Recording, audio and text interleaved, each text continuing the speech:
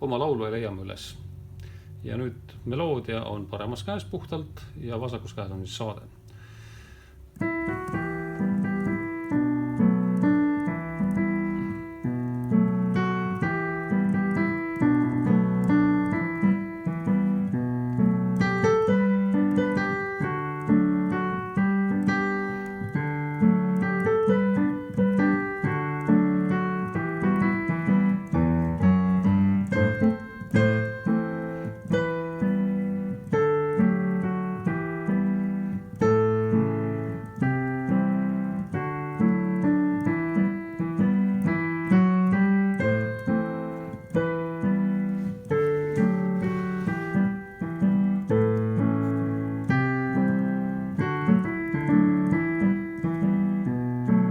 Räägin siia juurde, et kui neid akorde mängida esialgu ilma sellise rütmikata, et 1, 2, 3, 2, 2, 3, et see võimaldab meil mängida võib-olla nagu neid akorde paremini kõlavalt.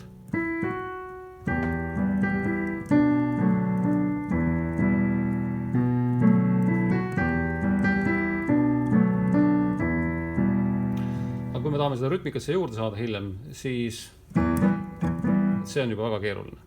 Või siis kuidagi hüpata. Sel juhul me peame mängima pigem nagu sükse kitsamaid akorde.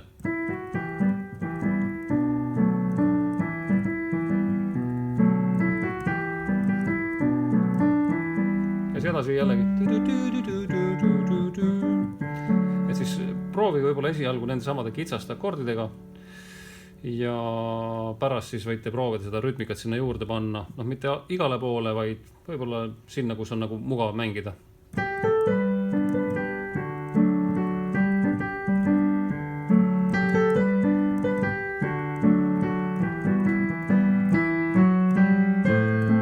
näiteks selle koha peal nii on keeruline mängida, siis ma mängin selle rütmika lihtsamalt.